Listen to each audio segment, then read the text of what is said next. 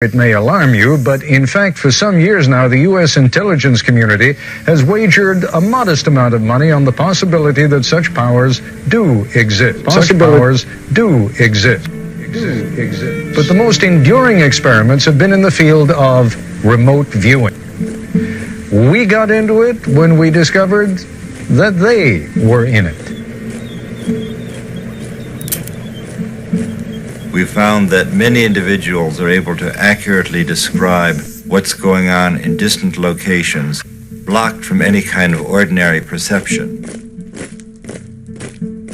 Are you saying that the work you've been doing is classified?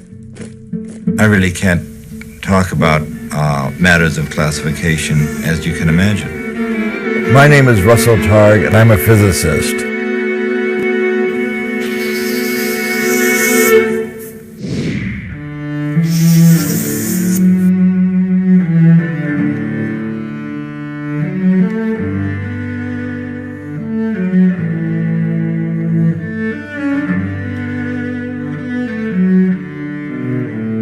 This is our last chance to tell our story.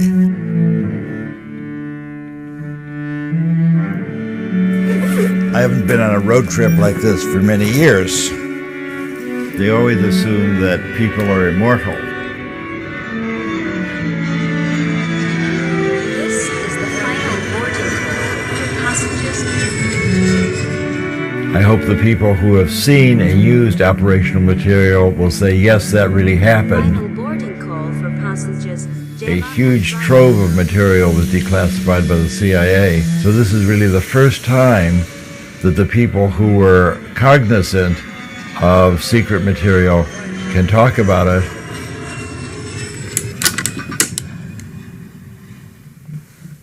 At one time, humanity worshipped fire. The shamans called it magic, and the people feared it. And now science recognizes fire as simply another part of the natural world. Ideas change based on new evidence, but the fear of the unknown remains. The future, it all looms very large. What if psychic abilities were real? What if you could look anywhere, using only the power of your mind? And if these abilities really exist, what would that do to the world when it found out? With my second-hand turban and my crystal ball. The CIA financed a project in 1975 to develop a new kind of agent who could truly be called a spook. Dad, when you told me that you were interested in using classified materials, that you were eager to get them out, and you were, I was principally concerned for you. And our family, no doubt. No doubt. We received a letter from the CIA and said, sorry, not now, but later. I said, well, Nicholas, I'm just going to publish the book. And I had just thought that what could be more important than to help my father, one, get the documents that he was seeking, but also to help make sure that he stayed out of jail.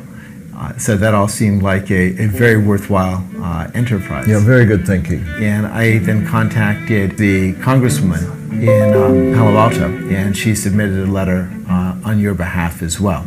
Oh, that's very nice. I didn't know that. Several months later, the CIA released the documents that we had requested, and you were able to tell me the story in full detail.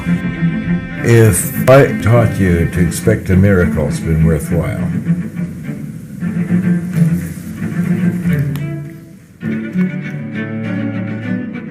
With the floodgates now open, an additional 70,000 documents on remote viewing were declassified. I can now show everybody these pictures without having to kill them afterwards. You can actually take out of thin air information about something you have absolutely no access to, just using your mind. If we want to know why the CIA was lying about our program, perhaps we should go to Detroit and talk to Kit Green, our former contract monitor. He was branch chief of the Life Sciences Division at CIA. I was given the results, the drawings, showed the ability of a visual representation that appeared to be better than overhead imagery. In Pat Price's drawings, it was as if it was from inside his brain that the information was coming, not from his eyeballs overhead looking down. It was obvious to any intelligence organization that if you had an ability to be able to remotely perceive stuff, really remotely, like any place in the world, that could be an extraordinary intelligence source. The remote viewing program basically ran from the early 70s to the mid-90s. For more than 20 years, the CIA used psychic abilities operationally and in a top-secret program for the U.S. government. You paid for them, you deserve to see them. CIA had said cease and desist. People said, this stuff is so intriguing that we got back into the game.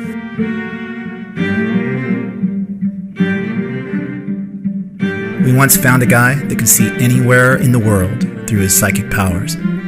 We could show him a picture of any place and he could describe any activity going on there. But he died, and we haven't heard from him since. CIA Director Stansfield Turner, Chicago Tribune, August 1977. Because I believe when he died, he was out in Las Vegas or something, and Kit Green rushed out there. Even though he died unattended in a hotel room, you don't need to make it a medical examiner case, although that's not correct. And he was taken to the emergency room, which I visited. Speaking now as a criminologist, I would have investigated the hell out of it.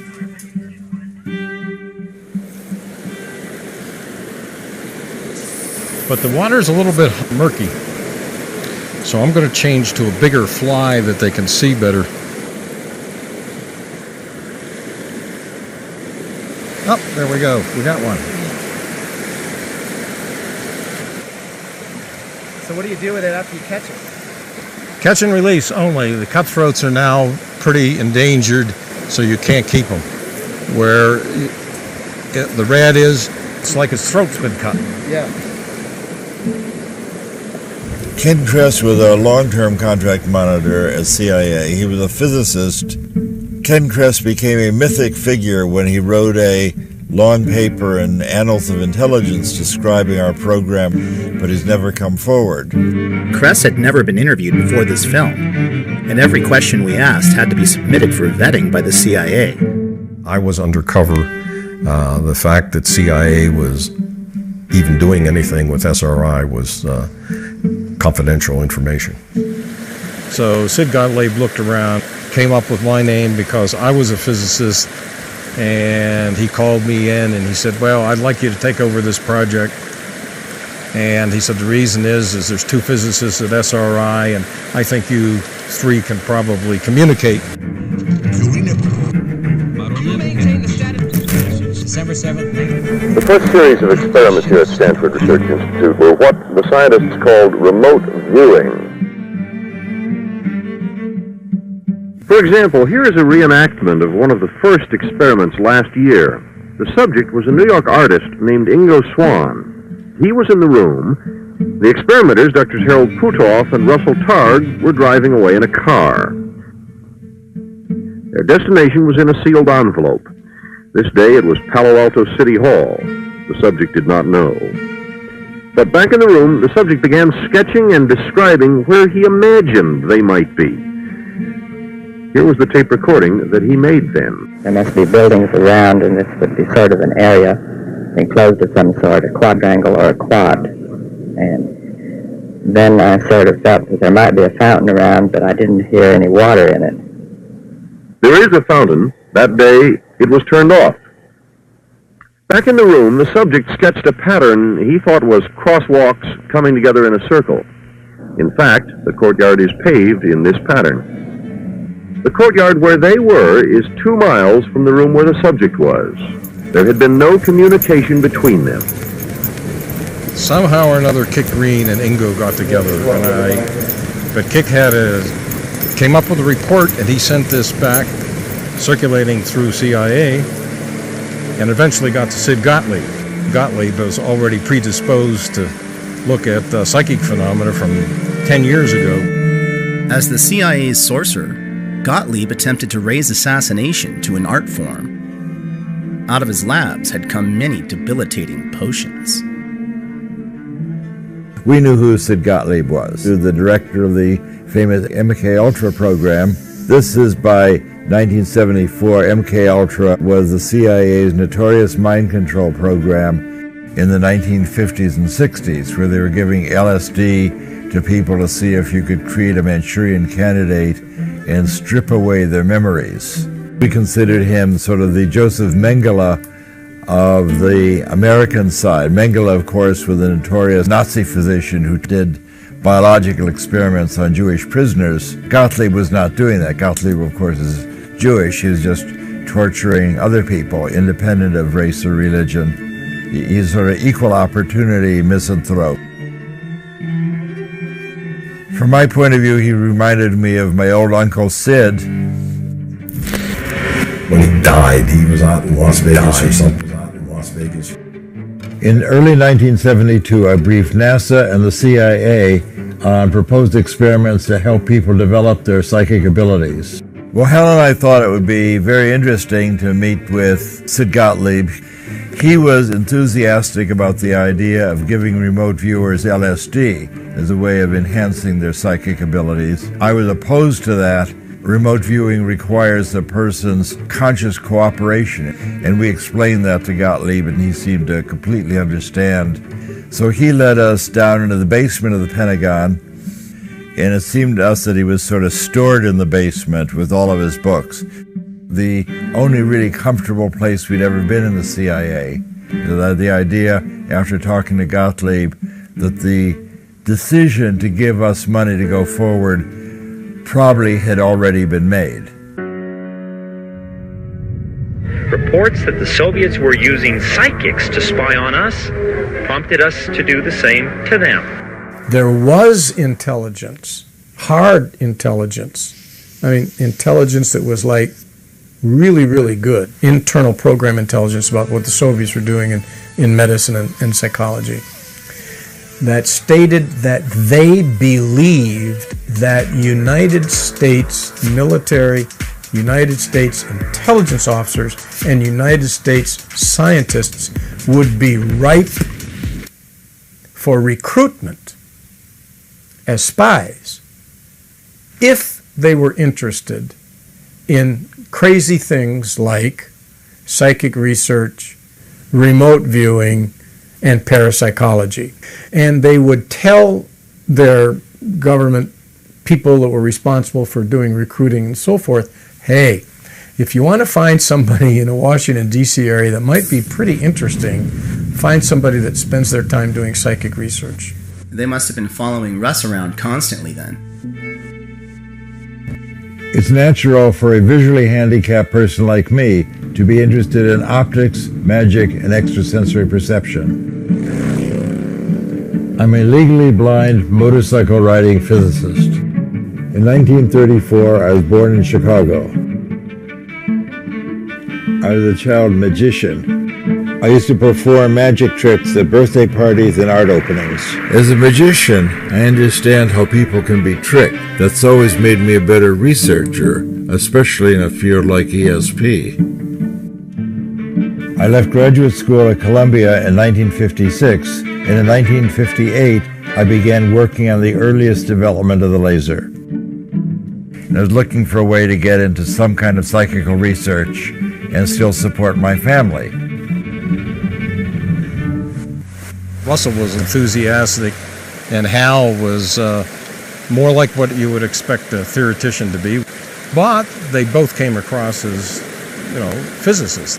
I heard that there was going to be a lecture at Stanford University, and there was a young physicist, Hal Puthoff, giving a lecture on psychic discoveries behind the Iron Curtain, American and Russian ESP. And I then went back and talked to my new friend Hal Puthoff and said, I think I got some dough. Let's talk to your management about creating a program. And he said, that would be very nice. You just have to promise that you'll keep a low profile. So that was in June of 1972. And this led to the beginning of our program at SRI to investigate psychic abilities. I look forward to coming to work. Every day had a new miracle. I feel like the child magician finally got a job doing magic. As we were doing these experiments, we began to run into flack from the psychologists at SRI. They said, you know, you've got that crazy ESP experiments going on. That's going to ruin our reputation. We're going to lose our fund and get rid of those guys. Hal had worked for several years in naval intelligence in Washington, and that may have made him a little more secretive indeed. Yep. I had access to one of the most shielded experiments on the planet. It was a shielded magnetometer that measures weak magnetic fields. Against his better judgment, Hal snuck his very first subject into a forbidden lab at Stanford. The man claimed to be the greatest psychic in the world, and his name was Ingo Swann. Swann claimed that he could move the needle of an unswayable magnetometer, buried under 30 feet of concrete, with a classified design used to sniff out nuclear explosions. It even had superconducting shielding. Its claim to fame was that nothing from the outside could affect it. Not only could Ingo perfectly sketch the design, but the needle moved, and nearly got them kicked out of Stanford for breaking the experiment. And that got the attention of the CIA. I asked the CIA agents, why are you looking me up? He says, well, we couldn't care less about the fact that he perturbed that magnetometer, but the fact that he could look through superconducting shielding and see what was inside, that is really of concern. In a way, I can understand other people's response to our work. If someone had come up and told me 4 years ago the kinds of things I'm now telling people, I think I would have been skeptical also. Well, when I first met Ingo, of course, he was coming out with this claim of, quote, being a psychic. And at that time, before I started seeing results, I was very skeptical. And he was very confident. The psychic is a kind of remote sensing device, and that I think has a contribution to make to both science and humanity. To understand Ingo, I think you have to see a creative, highly intelligent, deeply wounded man who found in remote viewing a pathway to the acclaim that he sought. We might do an experiment that looked like a really good outcome, and he would say, no, this is not so good, and he would come up with some loophole. And so he would say, look, if we take credit for an experiment and then someone can come along later and find some loophole or some false positive, then they'll reject it, and then even when we do good experiments, they'll reject it. He told me a story. He was a homosexual, which doesn't matter. I mean, who cares? But it mattered to him because he told me a story which I've never forgotten of being beaten up by a bunch of boys who he liked and admired when he was a youth. And I think he wanted to be acknowledged. I've often recovered many of the thoughts about existence I had as a child. A major one of these was the separation of consciousness from the body, which was very real when I was a child. This kind of thing happens in art. I believe, and always have believed, and I've returned to it many times in my life, that I am not this body in terms of consciousness, and consciousness can go places where the body cannot. It was very important to him to be validated by SRI. SRI was the first lab of a different order of magnitude from all prior parapsychological research. What SRI was always upset about is that during our day here, we brought in 1% of the money and 99% of the publicity. Back in 1972, SRI was primarily a contractor for the government and some industry. With the riots in the late 60s, early 70s, the fact that classified work was going on at Stanford University, they didn't like that. Up until that time, most parapsychological research was done by small foundations on minuscule budgets operating in a corner of some basement. At SRI, the level of classification was top secret. It took a long time to get the security clearance. You can't walk around. You have to be escorted because of the secret projects. Full of high-class scientific equipment, beeping and showing on the cathode ray tubes and all that. And when Russell and Hal got positioned there, it had a big impact. And on Ingo, it had a particularly big impact because the work that he did at SRI drew a lot of attention. To be in that kind of laboratory, they must be very important and really have a grasp of the truth. So you guys had a psychological procedure, the in the neighborhood thing, as it were, that was fantastic. And I think that's partially why you got such damn good results. And all of them succeeded in remote viewing. Drs. Puthoff and Targ do not know how. And so maybe one of the most important things about the work done here is that it has been published in one of the most conservative and prestigious scientific journals in the world, with this note: few readers will finish without wondering for at least a moment if indeed ESP might be possible after all. What a difference that would make to us all. Jack Perkins, NBC News, Stanford Research Institute, California.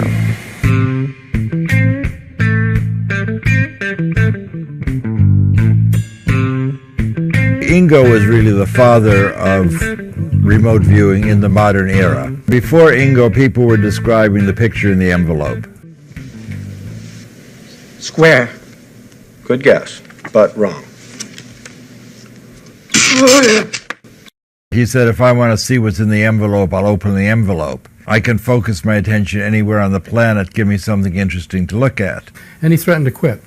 And so we asked him, well, you know, what do you mean? What would you like to do? And he says, just send somebody out in the San Francisco Bay Area and I'll describe where they are. Well, it takes a lot of guts to accept a challenge like this. The psychics involved could sort of get into it at a creative level and discover things very distant from themselves and then go find out if they were really there. Well, we had, by now, 30 analysts, not scientists, in CIA, and maybe 6 or 7 scientists in CIA talking about these initial dozen or so results of these anecdotal situations. We began by speaking of some kind of almost a psychic arms race here. Is there any real application to this? At that time, there were rumors, certainly, that the government was doing something, but nobody actually knew what was going on.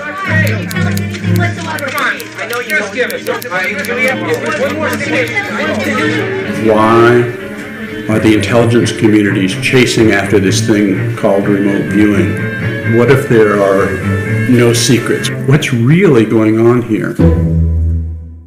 They had to put resources on something that sounded crazy. That's what it was. And we would all talk about them and say, well, I know I didn't lie. I know you didn't lie. And we'd get polygraphed once in a while, and it became clear we weren't lying. That wasn't the issue. What's going on? These people from CIA were very concerned. They had one goal in mind, to prove that it was nonsense. Well, we've looked into your background. You've had these high security clearances. You've been polygraphed. We know we can trust you. The Russians have been spending millions of dollars over a decade at some of their best institutes investigating so-called ESP. No scientists in America even believe there's such a thing as ESP. In fact, it was because the Soviets had a completely materialistic viewpoint. Even in Lenin's writings, he said, since consciousness is an observable, it must be physical, and therefore physical things must have consciousness. And so he thought even atoms had some level of consciousness. And then the question becomes, how close does it have to be for you to see it? Can you see it in this room, in the next? How about, can you see it on the other side of town? The question began to start formulate about distance. Maybe, like everything else that we know physically, it's quantum mechanical. That means it's spread out everywhere. It's not in space-time anymore. So that's exactly the same way that I can focus on my name being spoke. There's something about attention that I can use in order to narrow in and pay attention to something. So if I want to pay attention to what's happening on Pluto a million years ago, I should be able to do that. That's kind of what the remote viewers do. I mean, Ingo Swann was looking at Jupiter 9 months before Voyager got there and correctly described rings that no astronomer had ever seen or even suspected. So how did he do that? Well, it suggests that the rings of Jupiter was in his head already. This becomes a very materialistic way of thinking about what's going on, but who cares? I mean, I'm interested in what the truth is. We don't know how to evaluate this. We don't know if it's a threat or what. Well, I would say the difference between the American scientific community and the Soviet is that at the highest levels in the Soviet scientific community, psychic research is taken seriously, and there's no doubt about it. And you claim in this country it is not? I would say in this country it's not, because people are worried about the so-called giggle potential. Our normal socialization, being a psychologist now, is that stuff like ESP is nonsense, it can't happen. So if somebody tells you to do it, they're asking something stupid. And they banged a telephone book size thing down on the table. Paraphysics R&D, Warsaw Pact, from the Defense Intelligence Agency. When I thumbed through that and saw all the work that was going on. So the CIA was tracking all of these people. Yeah, in this case it was DIA. Here is the report that I finally wrote that summarized everything we could find at that time, and it was called Key Intelligence Question Number 9. I labeled it paraphysics because I had to find a word that allowed us at the Foreign Technology Division to sense that there is a legitimate physics connection here. So let's just randomly, like a government support for parapsychics research. Paraphysics. Returning with stories of official government support for such research. In fact, such support seems unquestioned by anyone. All of the Soviet centers, of course, are government funded. 1971. That's right. So especially over there, since everything was government funded, you had to take it more seriously. In principle, this document forms more policy than anything else that goes on in the intelligence community. Why should the intelligence community be interested in it? To access information, in a generic sense. You can use it for communications, like to remote places, submarines, and that came up later. I thought they'd laugh me out of the room. So what was their reaction when you Positive. said that? It was Positive. You got a positive reaction? Yes. They said, hey, this is good stuff, follow it. When he wrote his first report, Dale Graff had no idea what he was getting defense intelligence into. Despite a series of remote viewing experiments that beat the odds at over 1 million to 1, the CIA was still skeptical. The Army, CIA, DIA, they all had remote viewing programs eventually, but it all began with the NSA break-in. The real operational work began not with the bang of bullets and bombs, but with a whisper. I'm sorry, actually I misdirected you. You were on the right... No, we should be up there. About 2 psychics and 2 laser physicists that broke into the most secret NSA site that ever existed. It was a whisper that would eventually be heard around the world. The CIA had a new secret weapon. There was a hiatus, and then Sugar Grove came along. And somebody says this cockamamie thing, well, now what we're doing is we're doing remote viewing by coordinates. And I say, what? It was codenamed Scanate. The Scanate program was started by Ingo Swann, and in that program, where we were using coordinate remote viewing, a viewer described what was located at any geographical coordinate of latitude and longitude, and would then describe what's there. And they tell me what this is. And I say something like, well, you're going to have to prove that to me.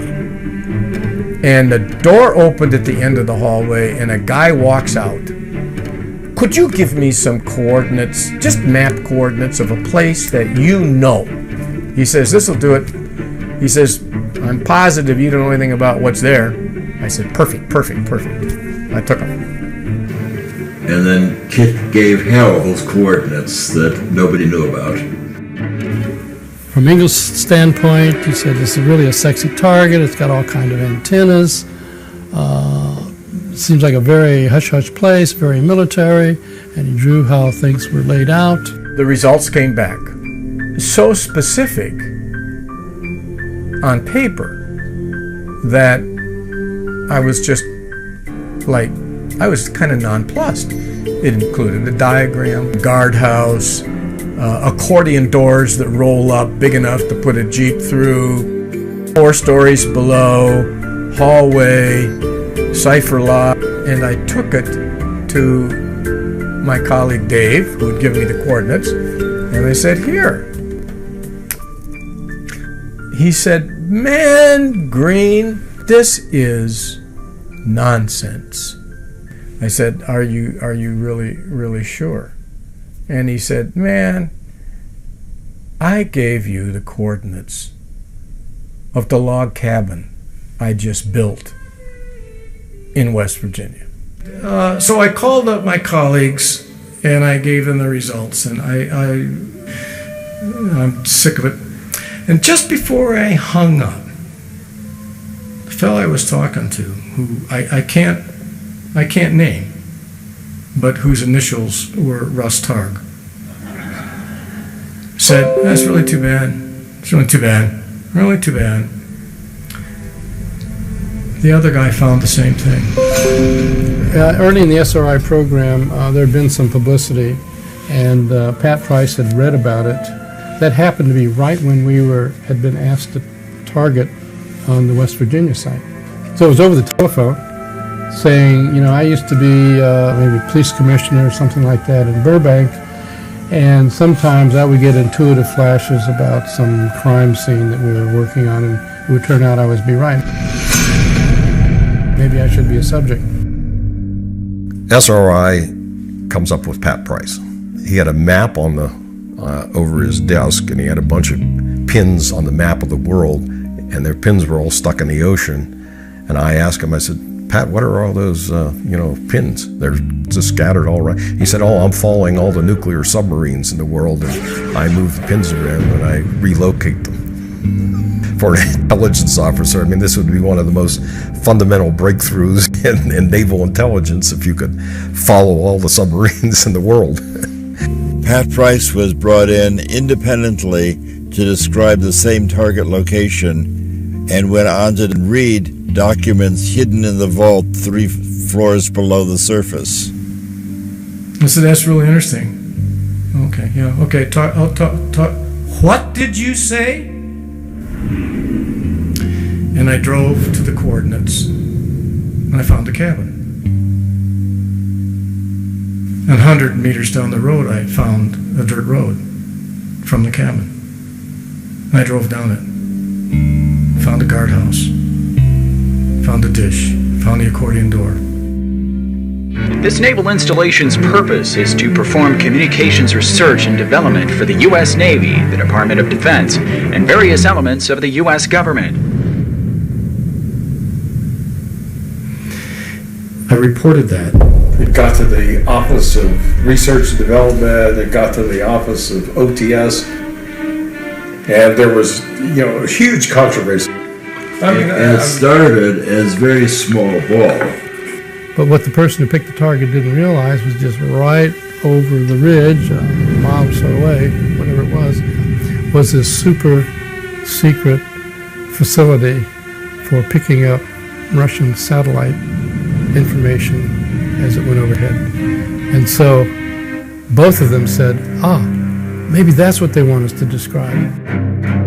In the 1960s, Sugar Grove became one of the NSA's most important Cold War listening facilities. And the whole thing blew up.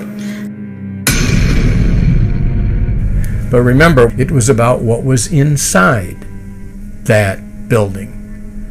File folders with the following names. I remember that they were all associated with a pool game, like playing pool or billiards.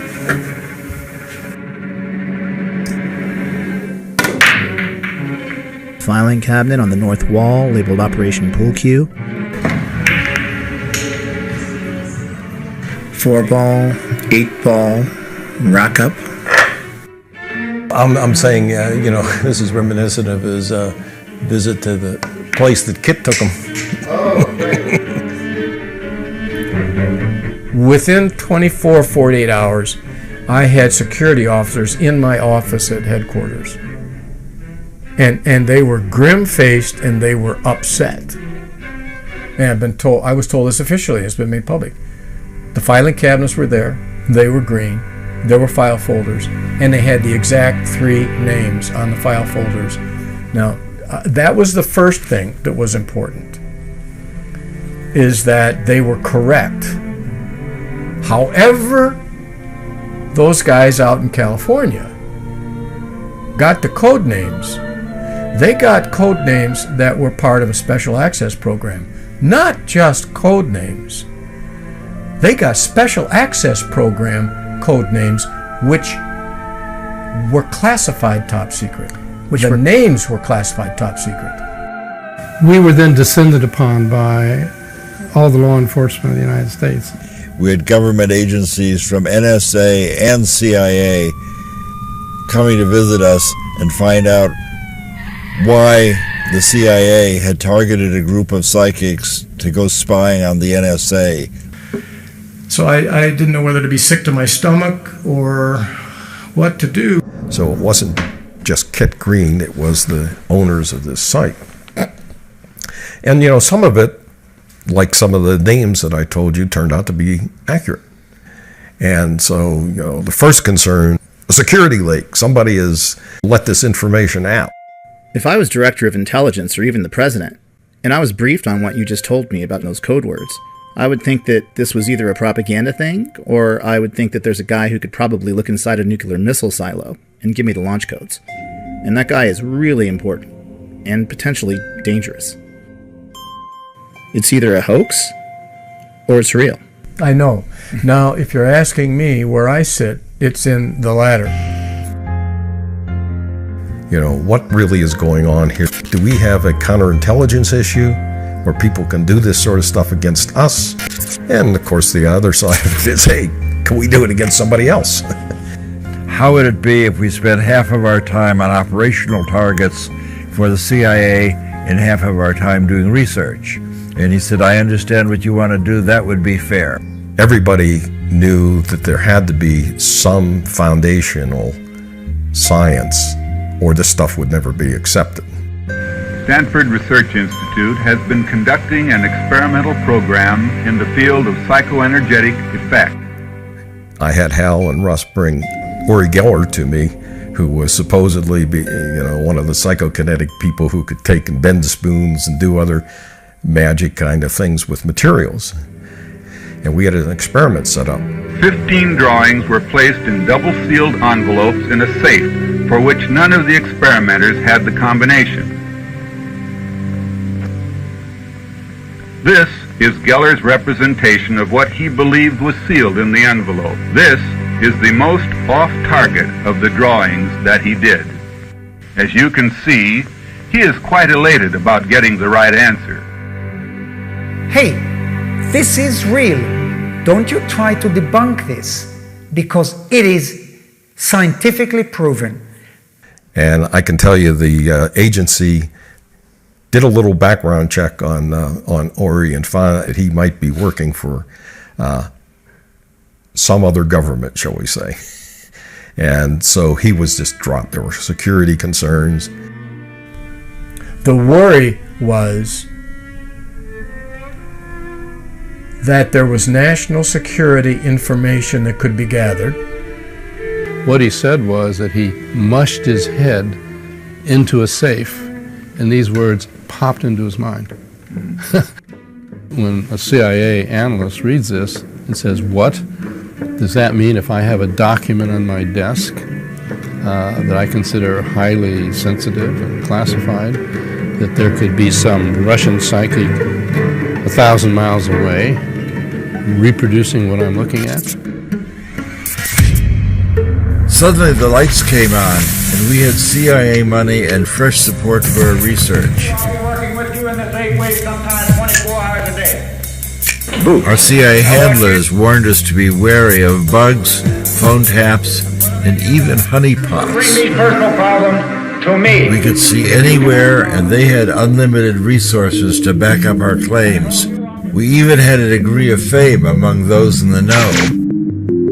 It was like a dream come true.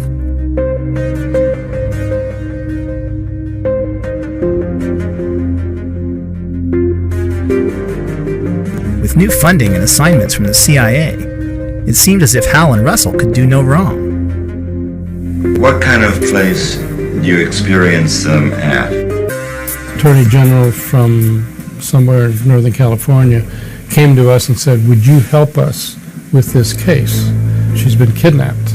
The heiress had been kidnapped from her Berkeley apartment. As we walked in, the police were very excited, and they said, we have a lot of questions we want to ask you. And Price said, let me show you how we do this. Let me see a mug book. And he put his finger on Donald DeVries and said, that's the ringleader. The Berkeley police said, we know who he is. He walked away from a minimum security prison a year ago. And he said, you know, this is not your regular kidnapping for money. This is some kind of political thing. And then she's photographed in robbing banks alongside with an AK-47 or something like that with the other crooks. I get this image of crosshairs, looking at crosshairs. Well, getting closer, it's more like an intersection. He told us where the car that they had kidnapped her in had been left. Across the freeway are two large white gas storage tanks. And one of the detectives said, well, I know where that is. So the policemen went out and they actually found the car where he said. And we went to a shack they thought might be a hideout. I had the experience of the detective handing me his sidearm and said, you know how to fire a pistol? And I said, I happen to own an automatic. Yes, I do. So he didn't realize that he handing Mr. Magoo an automatic so that I could cover his back. Handsome walking stick. This is the assignment outside my job description. Continental flavor. We were basically detectives on the case, on the street, boots on the ground, so to speak. Problem was that the Berkeley police did not cooperate with the Alameda Sheriff's Department, the county sheriff, and neither of them were cooperating with the FBI. It was only after the entire thing was resolved we found out that that indeed was the area where she was being kept, and the layout in the apartment was as he described, and in fact she was being kept in the closet. And we got a formal commendation from the Berkeley Police Department. Unfortunately, a lot of people got killed in the meantime. They attracted not only fans and law enforcement. The CIA had gotten hold of Soviet documents in which our names were in there as targets to be tracked and to be turned if possible. That's as I said, well, then we have to take this whole thing very seriously. And I began to feel frightened. This felt like a penetrating into a dangerous area. When he died, he was out in Las Vegas. Medical circumstances would admit to a coronary and would admit to what he said he was suffering from, which was poisoning. Particularly, he said, a food poisoning. Later on, somebody said, well, you know, the KGB did him in. And I said, oh yeah, I've heard these rumors. You know, I have no reason to believe that. This appears to have been a state-sponsored assassination attempt. Statement of the Prime Minister. But now, 8 days on, Theresa May came to the Commons. In her hands, one of the most remarkable statements she's delivered as Prime Minister. It is now clear that Mr. Skripal and his daughter were poisoned with a military-grade nerve agent of a type developed by Russia. This is part of a group of nerve agents known as Novichok. It causes suffocation and heart failure. I said, what do you mean? He said, well, there was a TV program recently, I mean, this was a decade later, where they were interviewing an ex-KGB agent who had been involved with an assassination squad. And the interviewer had asked him, what do you do? How do you carry out assassination? If we had somebody who was a target, we'd find out what their medical profile was, and then we would do something that would cause that medical condition to go south quickly, and then it'd just be assumed it was a medical event, and that way we would be, wouldn't be found out. And so the interviewer, I'm told, I haven't seen this program yet, I haven't been able to find it. The interviewer said, well, did you ever actually use that approach? And they said, yeah, once on a psychic who worked for the CIA. Our husbands and wives. They really do, for instance, have a Soviet experiment in remote strangulation. Larissa Velenskaya was put in charge of monitoring SRI's ESP work from Moscow. Kamensky was in Moscow and Nikolai was in Leningrad. Kamensky imagined that he tried to strangle Nikolai. Nikolai was unaware at all. He felt that he couldn't breathe. He was on the edge of unconscious state. And suddenly everything disappeared just because Kamensky in Moscow stopped transmit this image. I do solemnly swear and will, to the best of my ability, preserve, protect, and defend the Constitution of the United States. So help me God. I got frustrated as I realized I may be trapped in our own success. Everything was now a secret. I couldn't even tell my family. Our phones might be The tapped. only thing secret about this program, what is it with the secret program? But we weren't publishing anything. We went to the CIA handlers and we said, look, you've got to let us publish some of these experiments. Everyone's beginning to say, well, gee, maybe it's a secret program. So anyway, we got their permission to put together a series of our Bay Area remote viewing experiments and publish them. They wouldn't let us publish the hot stuff, and they didn't care about the bigger implications of our work. Maybe I had made a deal with the devil. I said, have them go back and get some more. Well, the obvious thing was to do something on the operational side. So I started searching around for a project that would have some impact. It was a research facility. That was all that we were going to tell them. So this was our very first #1 Soviet site. Pat Price was the remote viewer in this case. The CIA people came and just gave us coordinates and said, look here. And so he leans back in his chair, puts his glasses on, and I'm looking at him and I'm saying to myself, why does he put his glasses? He said, I put my glasses on because I can see better remotely when I have my glasses on. And I'm sitting there thinking, yeah, okay. We sat down with our coffee and I said, here's the target, Pat. What do you see? Next morning, they came back with a sketch. And we showed him the picture. So I go over and I say, well, I've got this science fiction fantasy crane. Well, we looked at that and, were quite frankly astounded at the similarities. And he unrolled a big picture of an R&D facility, and right in the middle of this facility was a photograph of a giant gantry crane. So the sketch on the left is what Price produced, and this one is the one that is derived from the from the sketch from the photographic image. He said, "Oh, this was a huge crane." He said, "I saw somebody walk by and the guy only came up to the axle or something on the wheels, or up to the top of the wheels." Pat, what do you see about underground? He said, one of the big things they're doing here is making these 60-foot spheres out of steel. They're actually 58 feet. What I was told was the analysts of Semipalatinsk did not know about the Gores. they finally rolled out a 60-foot diameter steel sphere that's part of a containment vessel for a particle beam weapon to shoot down American surveillance satellites. Exactly what Price described.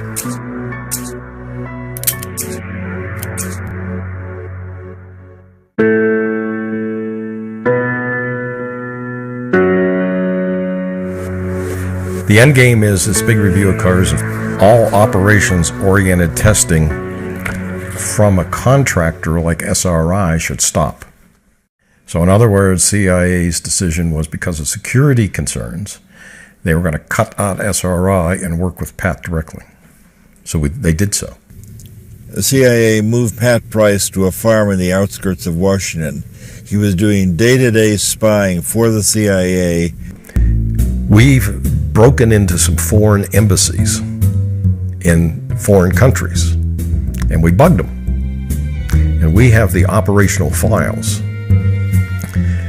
So what we did is we got Pat Price, and we brought one of the people who had made this entry into the room with Pat. So we gave him a photograph of the outside of the building. But the goal of those operational people was to find the code room of the embassy and basically bug it. So they needed to get in the embassy, find it, place a bug, and get out before the guards opened up the next morning. He supposedly located the physical place in the embassy that was the code room area. So, according to the operations guy, yeah, he found the place and they should use him again. He was inside the code room.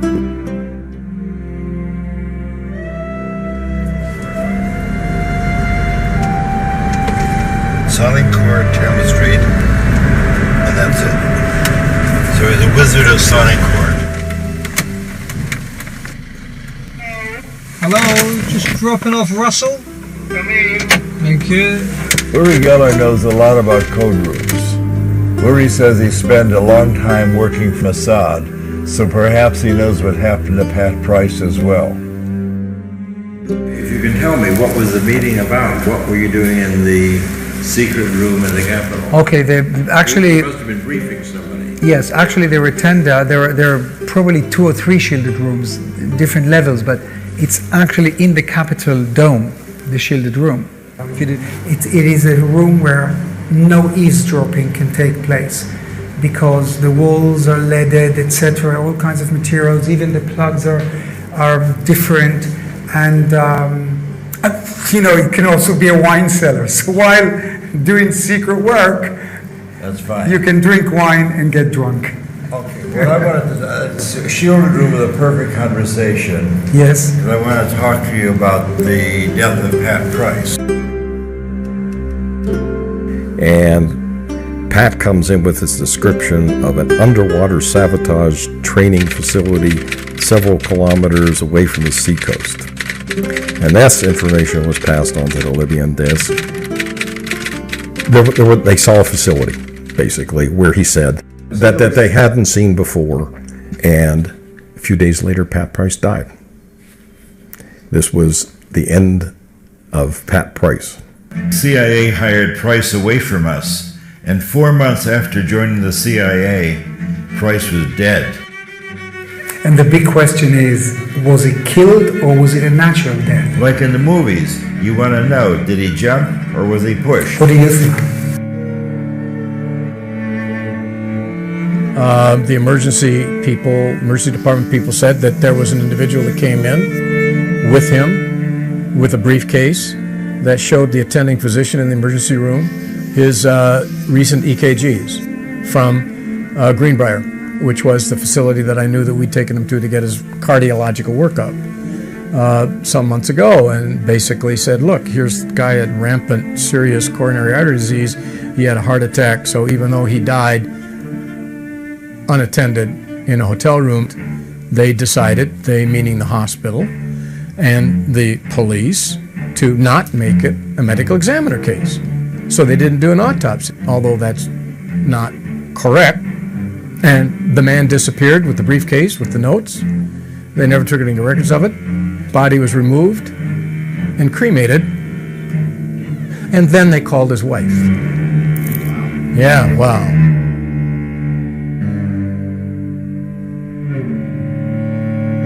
Price was known to have a heart condition, and he may have had a heart attack. That's it. Next. The Russians may have killed him. And the third. My opinion Yes. is the CIA discovered quickly they had a terrible problem. After Price's death, it emerged that his church may have been attempting to blackmail the IRS using classified documents. There's a file cabinet that's got a folder full of this stuff in it. This church had a problem with the government. He would go back to his church officials and immediately give them a debriefing of everything that he said and everything that I said. Here, the guy who was walking on water was a traitor. I do not think he was a spy for his church. You know, I was shocked and devastated because I had no idea about this. If he walks into the president's office and reads a nuclear code, if it turns out that Superman is a double agent, what do you do? If he didn't understand and misinterpreted what it was that he could tell his confessor in his church, I forgive him that. That's not Pat's fault.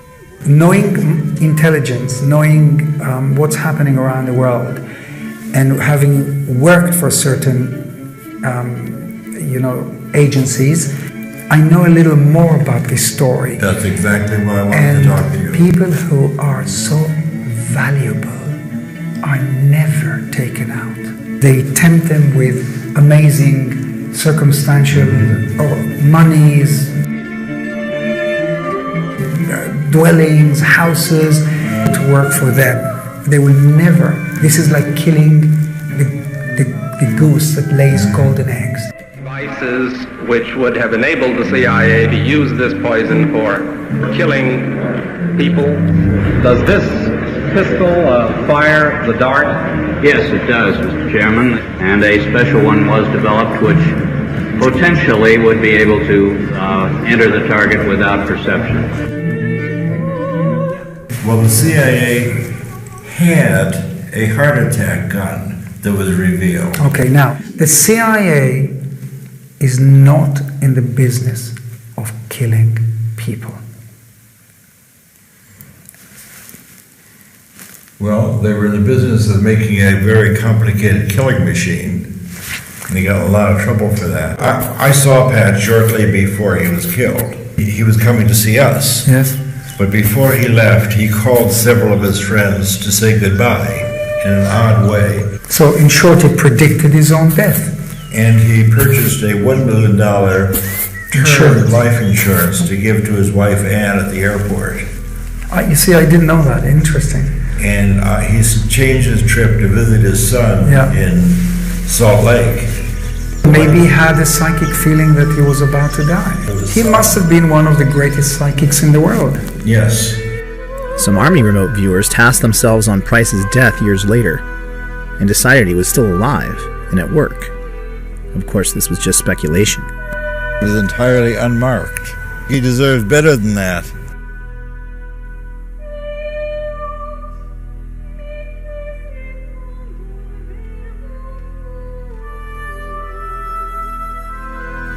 Shortly after that, Hal and I were called back to Washington for an investigation. What the CIA had hoped to squash by eliminating SRI's contract would only grow after an Aviation Week article released after Pat's death perfectly matched his description of the gores of Semipalatinsk, something no one else in U.S. intelligence knew. This shook the halls of power and set into motion new fears about Russian psychic spies. The question is, why? What was happening in July, August of last year? The House Committee on Intelligence Oversight decided there must be a security leak that gave the California psychics information that no one in the rest of the intelligence community had. Well, actually, I was excited about the opportunity to brief them because by this point in our career, the more people at high levels who knew about what we were doing, the more support there was to make sure that the program went forward. Unfortunately, you will learn today that these efforts by Russia to discredit the U.S. and weaken the West are not new. All I can say is that if the results were faked, our security system doesn't work. What these persons saw was confirmed by aerial photography. There's no way they could have been faked. There were 4 senators out there fighting to keep it going. What's next? Are we looking at a new Iron Curtain descending across Eastern Europe? And we were supported for another decade.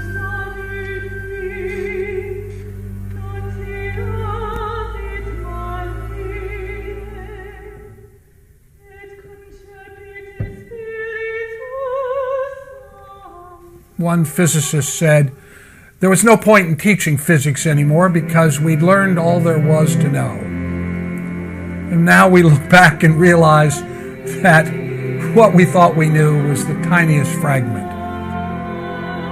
Although the CIA publicly denigrated the idea of remote viewing and claimed to end interest in the subject after the death of Pat Price, SRI's rising profile led to partnerships with every single branch of the intelligence community. Defense Intelligence Agency took on a contract with the U.S. Army in 1978. It begins. But this being the Army, it really starts with drill, naturally. Over 3,000 troops in Fort Meade, Maryland, were screened by Army intelligence to find the top 6 that would spearhead the program. That first day in the company. These were grunts, regular guys. Vietnam vets picked because they had a knack for avoiding landmines. And the CIA didn't like it. It caused leaks. The most decorated was Remote Viewer 001, Chief Warrant Officer Joe McMoneagle. The Stanford Art Museum was Joe McMoneagle's first ever remote viewing. We then did 5 more trials with him. Altogether, we did 36 trials with the 6 Army volunteers. Out of the 36 trials, these officers were able to get 19 first-place matches, where one would expect only 6 by chance. The odds of such an excellent result is better than 1 in a million. Joe got the Legion of Merit. That is a very big deal. It is the second highest non-combatant award that the military gives. He has done more live-to-tape remote viewings than anybody else alive. He lives at the top of the mountain, where every great prophet lives. He was the first to speak out when parts of the program were publicly outed in 1995 and subsequently denigrated by the CIA. It may have helped locate American hostages in Iran. There were 2 or 3 others that were held away from the embassy, and no one seemed to know exactly where that was. But we were instrumental in helping identify that location. I was paid to do remote viewing by the U.S. Army for 6 straight years. And indeed, he turned out to be one of the most psychic people we ever worked with. You can actually take out of thin air information about something you have absolutely no access to, just using your mind. Remote viewing was first brought to my attention by Skip Atwater. It occurred to me I had been 9 or 10 years doing this counterintelligence work, and I said, Colonel Webb, I brought this book called Mind Reach, and if what they say in this book is true, there's a huge gap in our counterintelligence effort here. I left the book Mind Reach with him, and the next day I came in and he says, you're right. If this is true, what's being said in this book, this is something that we aren't attending to. This might in fact be a threat to the intelligence community. One of our greatest operational successes was when Joe McMoneagle pinpointed and described an enormous Russian submarine in a location where it was totally unexpected. There was a very, very large building. We didn't have enough intelligence by ordinary means to know, well, what is being built inside that building. The building was hundreds of yards from the water. What I decided through remote viewing was that they were probably constructing a new submarine. And the submarine was unique in that it had twin hulls. And the hulls were actually stuck together this way. So it was a twin-hulled, very wide submarine. It was half again larger than any submarine in existence at the time. It had dozens of new capabilities, and I said they're going to launch in 120 days. And this was all disagreed with by the senior officer from the CIA. He made arrangements to look at the area 114 days later, and they in fact had launched the largest submarine ever built in history. It's called the TK-089, the Typhoon class submarine. The only response we got from that individual was, it was a lucky guess. And that individual was Robert Gates. Did you at any time feel that this was worth the taxpayers' money? Well, all I can say is that in the 20 years or 25 years that I was perhaps in a position to be aware, I don't know of a single instance where it is documented that this kind of activity contributed in any significant way to a policy decision or even to informing policymakers about important information. In October 1983, Secretary of Army John Marsh was briefed by Lieutenant Colonel Busby of INSCOM. His report stated that 350 of 700 remote viewing missions, or 50%, were deemed to possess intelligence value, and 85% showed positive evidence for remote viewing. We probably collected more intelligence on that one submarine in 4 days than the entire Soviet sub-pack. What you have to understand is the program operated year to year based on its successes, not its failures. And the fact that it was funded on a year-to-year basis speaks loudly as to why it existed for 20 years. And the chief proponent in terms of tasking, or the one agency that probably used more remote viewing than any other agency, was the CIA. I'm familiar with that quote of Gates, there's nothing, we closed the program because it didn't amount to anything. Let me just read this one thing I've got here. Joe got the Legion of Merit, and Joe, upon his retirement, got this. While with his command, he used his talents and expertise in the execution of more than 200 missions, addressing over 150 essential elements of information. These EEI, essential elements of information, contain critical intelligence reported at the highest echelons of our military and government, including such national-level agencies as the Joint Chiefs of Staff, DIA, NSA, CIA, DEA, and the Secret Service, producing crucial and vital intelligence unavailable from any other source. That would tend to suggest that Gates was not telling the truth. We had the total support of 5 administrations in a row. Carter stood up and said, we did this wonderful thing when they found the Tupolev bomber. And the reporter said, how did you find it? He said, we used our psychics.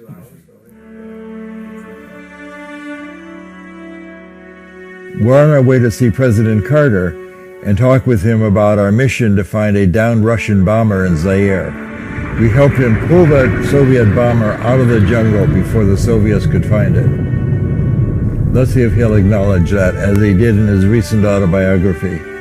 One time we had a small plane go down somewhere in Africa, and we needed very much to find out where that plane had crashed. And we were not able to find it by surveillance. So the director of the CIA heard about a woman in California that was a medium or something. I don't know the title for. And she gave him the latitude and longitude of the plane's whereabouts. We located the plane where she said it was. Now, that's the only time that I have ever experienced something that was inexplicable while I was president. One evening I'm called into the office. I was working late. I said, we understand that you have some people that can find things. I said, yeah, I have the SRI contract. There are people on staff there. So they said, well, this is really a top secret, burn before reading kind of project. Here's a picture of an airplane that's missing, and how can we get into Africa and get to the airplane before the Soviets get there? It was a defector. He just took the airplane south until he thought it ran out of fuel, and he punched out. And the airplane kept going. But it still had fuel. Now, that's why they couldn't find it. It wasn't there. I said, well, that's because you're looking in the wrong place. Look over here. Because by this time, an entire intelligence community was involved. She drew this. So I took the sketch. This is a sketch. And I handed it to the search team. And so I'm looking at this huge map. And it's 200 miles this way, 200 miles down. So she looks at that map and goes up to the map and said, over here, here's where it is. The X, where the pin went into the map. And they sent a helicopter out to investigate the area. And shortly after they landed, a native comes out of the jungle carrying a piece of metal. And it turned out it was from the airplane that crashed and was within about a mile of where it was, where the actual site was. All the information was in the field before the airplane was found. And the CIA did a special check on that to make sure, and so did NSA, to make sure that my story did hold water. The information was there before we knew where it was. The woman who drew the sketch, referenced by Dale and President Carter, was an Air Force officer. She and an SRI remote viewer, also crucial to the case's success, have never come forward. The research out of SRI showed that remote viewing had no predictable scientific limits, or even theories to explain it. As the team racked up success after success, higher and higher up the chain of command, the question was asked, how can any of this even be possible? You know, I said, well, we've done this remote viewing experiment, and the results are very significant. He said, one of those guys is blind, and the other one's crazy. Now, the perfect team for examining psychic abilities. That's what I thought. Oh, boy. There's, of course, no way to deal with people who don't want to know. A storm starts brewing, and we get a new director of Office of Research and Development. He could not accept the reality of paranormal activity. He said he knew that this was not real. And a guy in the back of the room jumped up and said, I know what this is. Somebody's taking notes to see which of us are gullible. Well, whoever's taking notes, I want you to know, I'm not buying any of this. And he marched out. A week later, I came back and I said, did you evaluate it? Can you tell me what you thought about it? And he said, no, I didn't evaluate it. And he said, I'm not going to. And I said, what? We're fundamentalists. There may be something to it, but it may be demonic. We don't have anything to do with this. You are working with people who are in league with the devil, and you're part of the Antichrist movement. And I picked up the data and walked out. And deniers who think there is no consciousness beyond our skulls are a powerful force in American society. Are anti-science because they do not respect or accept facts. They are people whose worldview is based on faith of a very particular kind and belief in dogma.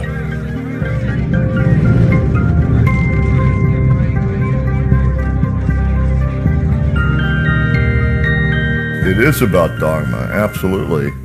From a religious standpoint all the way down to, I mean, people that are afraid of it, which is half the people on the planet, so damaging.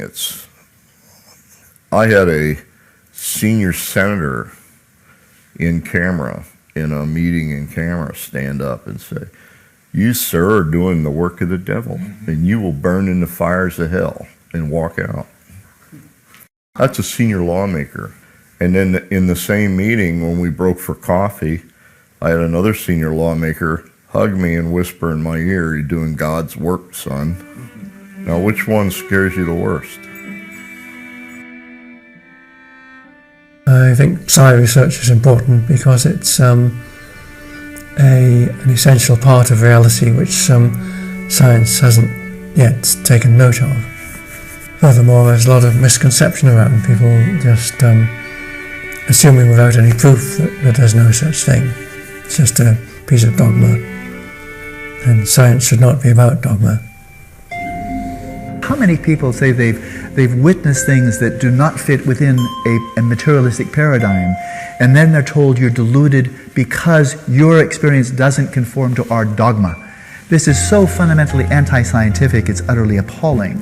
So once again, this troubled me because I love science and I respect this tremendous evolution of science for the last 400 years.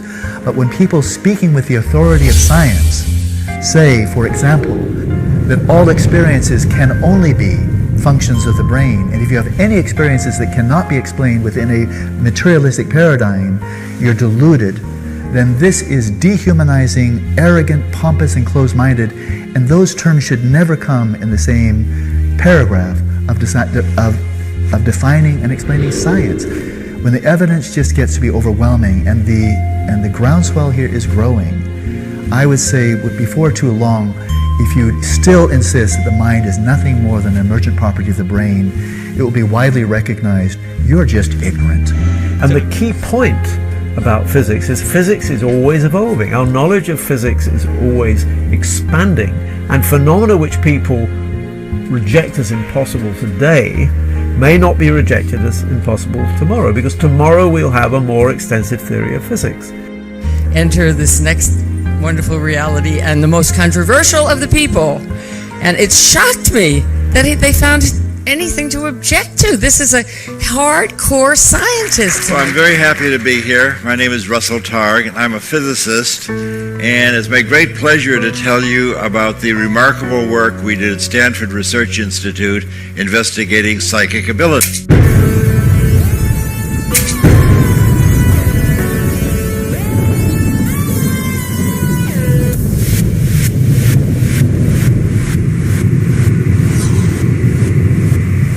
I had a small Wikipedia biographical page. This described that I was born in Chicago, went to Columbia, worked with Hal Puthoff on the pseudoscience called remote viewing. So we had a chance for fish and chips and a cup of tea. We must be in England finally.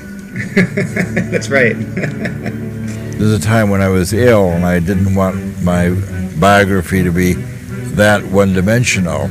So I wrote in that I had been a pioneer in the development of the laser and published many, many papers in lasers. And the Wikipedia masters kept erasing all my laser papers. They said to me, people are not interested in your laser work. We just want to know about your work with the pseudoscience. And I said, well, most of my life has been spent with lasers. And they wouldn't allow me to do that. They banned me from Wikipedia. And finally, I got the help of Brian Josephson. And it was only through Josephson's intercession that I got to bring my biography up to speed. Do you think that consciousness is built into quantum theory? This, of course, is extremely heretical. But fortunately, I not only got tenure, but I've retired, so I don't need to worry about being a heretic. Sorry, I'm not with you exactly. Sorry. Anyway, what are these taking your picture? Yes.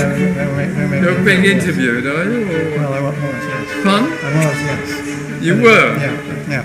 Okay. Anyway, well, what's it to do with? I mean...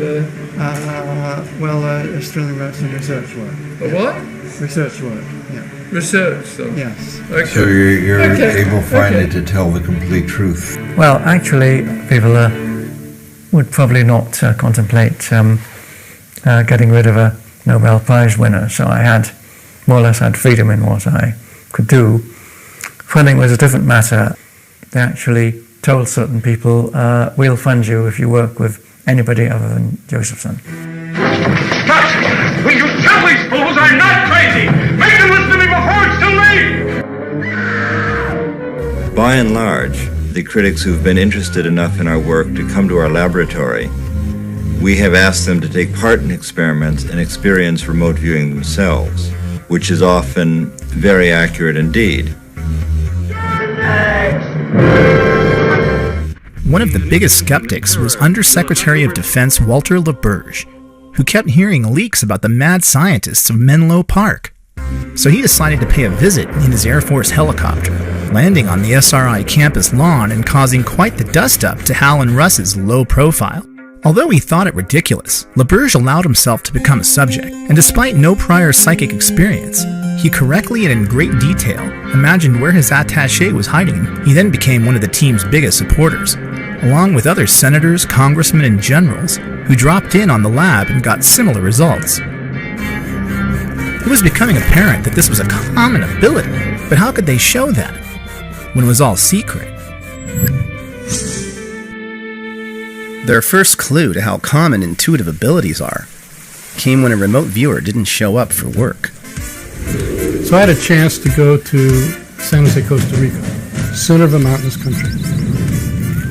And then each day, a remote viewer back in Menlo Park, California, would describe where I am. Well, on a particular day, I had a chance to do a trick. I got an airplane, I flew out, and I landed at an island that belonged to Colombia. It also turned out that on that day, the remote viewer didn't show up. So Russell decided, well, okay, I'll do the remote viewing. What can I do?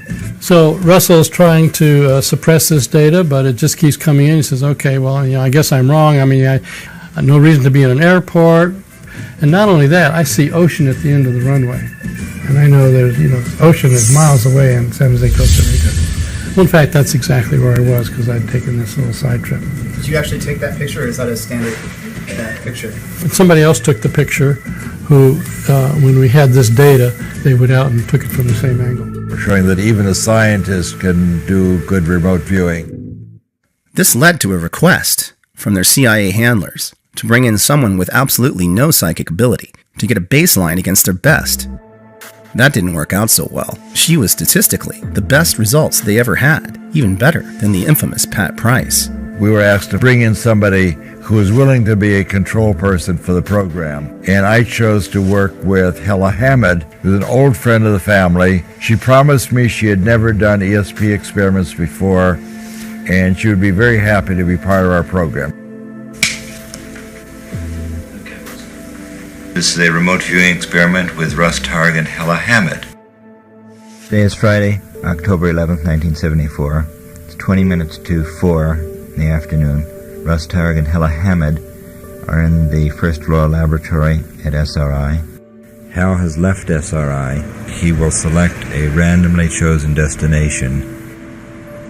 I was looking up at this structure that must be 3-4 stories high. A weird zigzag going horizontally like a series of mountains, sort of peaks on top of each other, can be just shapes. The side of the structure seems to be open to the sky too. Squares within squares within squares, going downward like into a trough. It's definitely some kind of a conduit. This is just where Hal Puthoff was standing at the time of Hella Hammond's very first remote viewing. Perhaps the most dangerous secret of all, the one that Russell Targ has worked his whole life to release, is that anybody can be psychic. And we have a target now that requires a drawing or description. So I'd like you to quiet your mind and make a little sketch of the surprising images that show up in your awareness.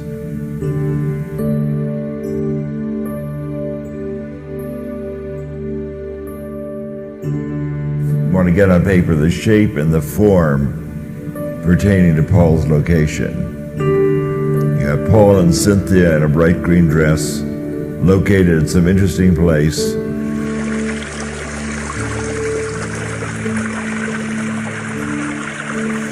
Do we have any falling water in the audience? This is the waterfall coming down. What pages? The waterfalls. My primary purpose in coming to this conference is to actually to see what I can do to become a world-class remote viewer.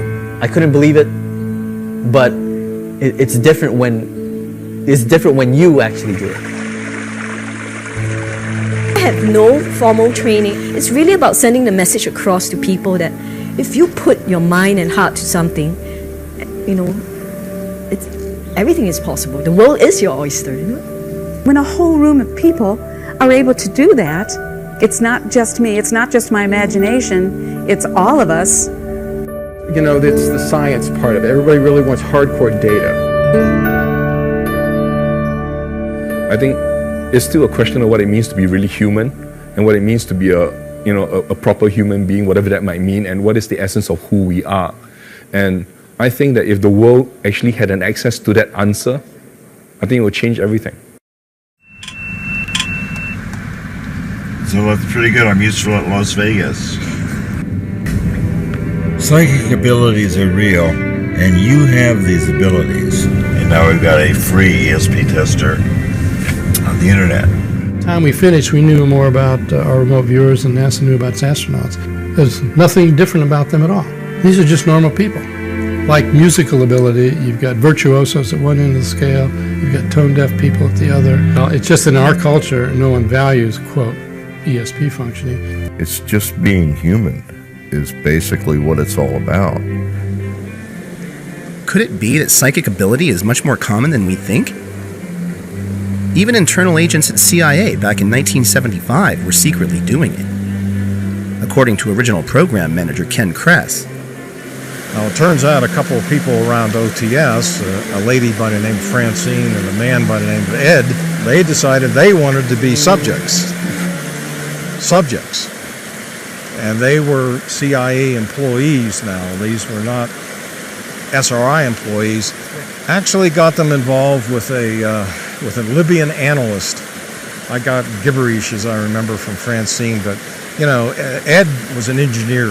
So he comes up like Pat with very specific stuff. He says, what I see is a Soviet radar that is involved with an air defense system. You know, he goes on and on with all this stuff. And so I package all this up, send it to the Libyan analyst, and he said, you know, we have an agent that we have not vetted who says similar things. And I said, you know, that's news to me. See, when they were with us, it was not clear whether they had come to see if there's defects in our model or whether they had come to be trained, or both. Yeah, well, there may have been a slight subterfuge, shall we say, in that I might have sent them out there as evaluators, and they may have been motivated as participants. By 1981, the program had become more and more operational. The government was less and less interested in research. I wanted to be free of all this secrecy. Which, from a scientific standpoint, was not so good. But on the other hand, of course, from the funding standpoint, can't complain. And I brought that to our contracting officer, and he said, Russ, you know we're not doing research anymore. And I said, well, we look at this, we think about what we're doing. He said, I'm not paid to think, I'm paid to find out what DIA wants you to do and then see that you do it. I was heartbroken. Hal and Ingo were more secretive than ever, and now Ingo was in charge of the Army psychics and had made the program so complicated that only he could teach it. And I got a note from my partner, Hal, questioning whether I was